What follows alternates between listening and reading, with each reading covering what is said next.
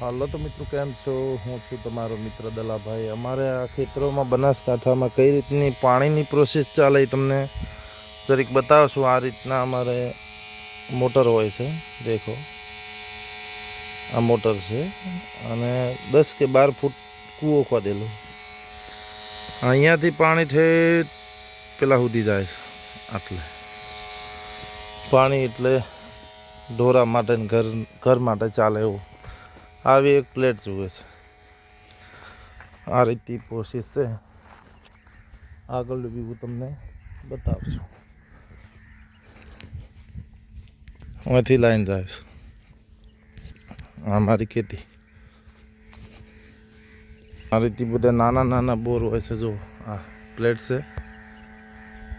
આ રીતે બોરમાં નાનકડી એવી પાઇપ લગાવેલી હોય છે. મોટરે પણ બહુ નાની હોય છે. જો હા, હેજા આટલે બધે અમારું ખેતર તો બહુ મોટી લાઈનથી પાવાનું થાય છે. સળંગ એરંડા આ ટાઈપ.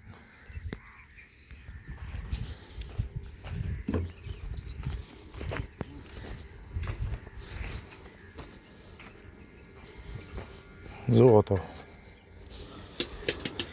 કેટલી પ્રોસેસ કરી તો અહીંયા પાણી પહોંચે છે.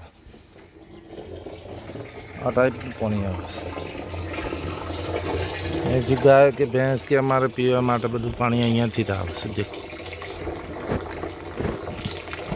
લગભગ 200 થી 300 મીટર જેટલું થતું હશે.